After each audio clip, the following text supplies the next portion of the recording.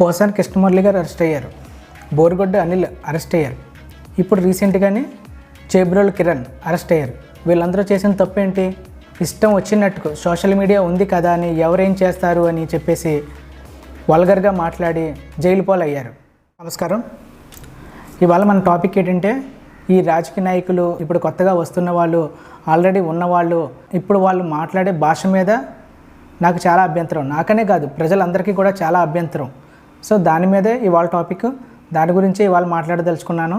So వాళ్ళు ఎందుకు జైలుకి వెళ్ళారు, వాళ్ళు ఎందుకు అలా మాట్లాడుతున్నారు, ప్రివెంటివ్ డిటెన్షన్ 151 కేసు వాళ్ళ మీద జరిగాయి అనమాట. వాళ్ళ మీద పెట్టిన కేసు అంటే వ్యక్తిగత స్వేచ్ఛ.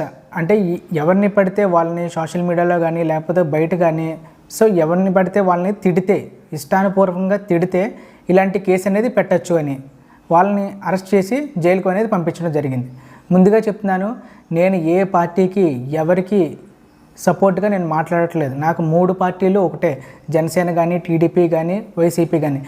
నాకు ఏ పార్టీతోనే సంబంధం లేదు నాకు. సో నేను వాళ్ళు మాట్లాడే భాష మీద అభ్యంతరంతోనే ఈ వీడియో చేస్తున్నాను అంతే తప్ప నాకు ఏ పార్టీతోనే సంబంధం లేదు. ఇప్పుడు మీరు కూడా ఒకటి కూడా అనుకోవచ్చు, ఏమని, ఇప్పుడు టీడీపీ వాళ్ళు మాట్లాడారు, ముందు వైసీపీ వాళ్ళు మాట్లాడినప్పుడు ఎక్కడికి వెళ్ళిపోయావో అని నేను అనుకోవచ్చు. నాకు అప్పుడు చెప్పడానికంటూ ఒక ప్లాట్ఫామ్ అంటూ లేదు. ఇప్పుడు నాకు ఒక యూట్యూబ్ ఛానల్ ఉంది, దాని ద్వారాగా నేను చెప్పాలనుకున్నాను. నేను అప్పుడు కూడా వ్యతిరేకించాను, కానీ చాలామందికి తెలియదు. సో నాకు ఇప్పుడు యూట్యూబ్ ఉండడం వల్ల ఇప్పుడు నేను చెప్తున్నాను అనమాట. నేను ఎవరు మాట్లాడినా సరే, ఎవరు వల్గర్గా మాట్లాడినా సరే, ఇంకొక వ్యక్తి గురించి కానీ ఇంకొకరి గురించి కానీ వల్గర్గా ఎవరు మాట్లాడినా కూడా నేను వ్యతిరేకమే. వాళ్ళకి పడే శిక్షలు కానీ, అసలు వాళ్ళు అలా ఎందుకు బిహేవ్ చేస్తున్నారు అనే దాని గురించే ఇప్పుడు మాట్లాడదలుచుకున్నాను. ఇప్పుడు ఈ వ్యక్తి గురించే వద్దాం. ఇప్పుడు ఇతను మాట్లాడింది జగన్ గారు వాళ్ళ వైఫ్ గురించి చాలా అంటే చాలా అసభ్యకరంగా మాట్లాడారు, చాలా తప్పుగా మాట్లాడారు. అసలు అతనికి ఏమీ తెలియదు, తెలియకుండా సరే ఒక ఆడావిడిని, అందులోని మాజీ సీఎం భార్య గురించి చాలా అంటే చాలా తప్పుగా మాట్లాడారు. అందులో ఉండే పార్టీలో ఉండే వాళ్ళు కూడా, అంటే ఇతను టీడీపీకి సంబంధించిన వ్యక్తి, వాళ్ళ పార్టీలో ఉండే వాళ్ళు కూడానే అతని మాటలు ఎవరు కూడా సపోర్ట్ చేయట్లేదు. ఇప్పుడు అలా మాట్లాడిన వ్యక్తిని ఏం చేశారు, ఎస్పీకి. సో అతన్ని అరెస్ట్ చేసి జైలుకి పంపించారు, అతని మీద కేసు రాశారు. ఇప్పుడు ఆ పార్టీకి సంబంధించిన చంద్రబాబు నాయుడు గారు ఏం చేశారు, అతన్ని సస్పెండ్ చేసి పార్టీ నుండి తీసివేయడం జరిగింది. సో అతను సాధించింది ఏంటి, ఒక వ్యక్తిని ఇంకొకరి గురించి ఎవరో మెప్పు కోసం అవతల వ్యక్తిని బాధ పెడితేనే వీళ్ళు సాధించింది ఏంటి, రాజకీయ సన్యాసం కూడా అయింది ఇతనికి. రాజకీయం నుంచి కూడా ఇతను వైదొలగాల్సి వచ్చింది. అంటే ఒక పక్క రాజకీయ భవిష్యత్తు పోయింది, ప్రజల్లో ఏమో చెడ్డ పేరు పడింది.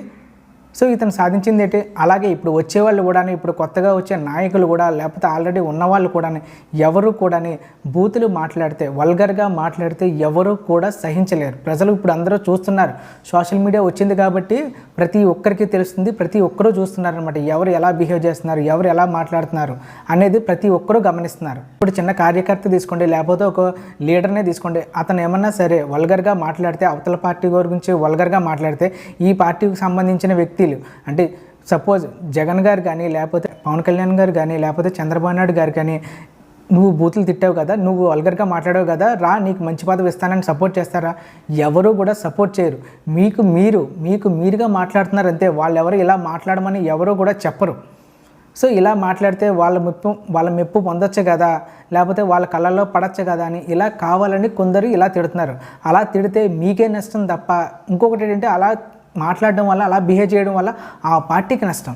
మీరు ఏదైతే పార్టీ గురించి అవతల పార్టీ గురించి మాట్లాడతారో, అవతల పార్టీ వ్యక్తుల గురించి మీరు తిడతారో, డైరెక్ట్గా సిద్ధాంతాల గురించి మాట్లాడండి, లేకపోతే వాళ్ళు చేసే పనుల గురించి మాట్లాడండి అంతే తప్ప మధ్యలో ఆడవాళ్ళని తీసుకొచ్చి మాట్లాడితే మాత్రం మీ పార్టీకి ఏదైతే ఉందో, మీ పార్టీకి సంబంధించి మీ పార్టీకి నష్టం తప్ప సో లాభం అనేది ఉండదు. మీరు పార్టీలో ఎదగాలనుకుంటే, పార్టీ తరపున బలంగా నిలబడాలనుకుంటే, ఇంకొకరిని తిట్టి, అవతల పార్టీని వల్గర్గా తిట్టి, ఆ వ్యక్తులను అసభ్యకరంగా మాట్లాడితే మీరు ఎదగరు. అలాంటిదప్పుడు మీకు సపోర్ట్ రాదు. మీరు మంచి పనులు చేస్తే, మంచిగా బిహేవ్ చేస్తే, ఇతని వల్ల మనకి ఉపయోగం, మన పార్టీకి ఉపయోగం చెప్పేసి ఆ పార్టీ నాయకులే, పెద్దలే మిమ్మల్ని పిలుస్తారు అంతే తప్ప ఇలా మాట్లాడితే మీకు రాజకీయ జీవితం ఉండదు, ప్రజల్లో మంచి పేరు కూడా ఉండదు. అది గుర్తుంచుకోండి. నిజంగా కనుక ప్రజలకి మంచి చేయాలి అనుకుంటే ఇలా తిట్టాల్సిన పని లేదు. మంచి పనులు చేసుకుంటూ వెళ్తే పర్లేదు. మంచి పనులు చేసుకుంటూ వెళ్తే వాళ్ళే పిలిచి టికెట్ ఇస్తారు. లేదు నేను ఇలాగే మాట్లాడతాను, ఇలాగే వల్గర్గా మాట్లాడతాను, అవతల పార్టీ వాళ్ళని ఇలాగే అంటాను అంటే నిజంగా చెప్తున్నాను, రాజకీయ భవిష్యత్తు అంటూ ఉండదు. సాధారణంగానే చిన్న చిన్న కార్యకర్తలు కానీ లేకపోతే ఇప్పుడు కొత్తగా వచ్చే రాజకీయ నాయకులు కానీ ఏం చేస్తున్నారు, ఎలాగనుకుంటున్నారంటే వాళ్ళకి అవసరం లేకపోయినా సరే రాజకీయవేత్తలతో, రాజకీయ వాళ్ళతో, పెద్ద పెద్ద వాళ్ళతో తిరిగితే రేపొద్దున మనకి ఏమన్నా అవసరం అవుతారేమో అని చెప్పేసి తిరుగుతున్నారు. అంతే తప్పితే ఇప్పుడు సపోజ్ మీరు ఏదన్నా పెద్ద క్రైమ్ చేశారనుకోండి, లేకపోతే ఇంకోటి ఏదన్నా చేశారనుకోండి, అప్పుడు అది ఏమన్నా సరే మీడియాకి ఎక్కితే మీరు అనుకున్న సో అండ్ సో అనుకున్న ఎవరో పెద్ద పొలిటీషియన్ ఎవరో మీకు సపోర్ట్ చేయరు. ఎందుకంటే అలా సపోర్ట్ చేస్తే ఆ పార్టీకి నష్టం కాబట్టి మీకు సపోర్ట్ అనేది చేయరు. మీరు మంచిగా ఉంటే మీకు ఇలాంటి పనులు అవసరం లేదు. మీరు మంచిగా ఉంటే ఎవరు అవసరం మీకు ఉండదు, వాళ్ళే పిలుస్తారు మిమ్మల్ని. అంతే తప్ప నాకు ఏదన్నా సరే ఫ్యూచర్లో అవసరం ఉంటారని ఇలా తిరిగి వాళ్ళకి అవసరం అనేది చెడ్డ పనులు చేస్తే వాళ్ళు కూడా సపోర్ట్ చేయరు. మంచి పనులు చేస్తేనే సపోర్ట్ చేస్తారు తప్పితే చెడ్డ పనులు చేస్తే రాజకీయ నాయకులు, రాజకీయవేత్తలు కూడా, పెద్ద వాళ్ళు కూడా మీకు సపోర్ట్ అనేది చేయరు. మాకు అవసరం లేదు, ఆయనకి మాకు సంబంధం లేదు, ఆయన ఏం మాట్లాడుకుంటే మాకేంటని ఒక లెటర్ అనేది రిలీజ్ చేస్తారు. అప్పుడు మీకు పార్టీ నుండి కానీ లేకపోతే ఎవరి సపోర్టు మీకు ఉండదు, ప్రజల నుండి సపోర్ట్ ఉండదు, జైలు పాలు అవుతారు. పోలీసు కేసులతో, కోర్టు కేసులతో నడుస్తూ కోర్టుల చుట్టూ తిరుగుతారు. వాళ్ళు మంచి పనులు చేస్తే పెద్ద లీడర్స్ ఎలాగో మీ దగ్గరికి వస్తారు. అంతే తప్ప ఇలాంటి వల్గర్గా మాట్లాడడం కానీ లేకపోతే ఇంకోటి కానీ చేసి మీకు నష్టం, పార్టీకి నష్టం తప్పితే లాభం ఏమీ ఉండదు. అలాగే ఇప్పుడు చేసింది ఏంటంటే చంద్రబాబు నాయుడు గారు వాళ్ళ ప్రభుత్వం చేసింది మంచి పని ఏంటంటే ఇలాగ మాట్లాడితే మా వాడు అని కూడా చూడకుండా అతని మీద కేసు పెట్టించారు.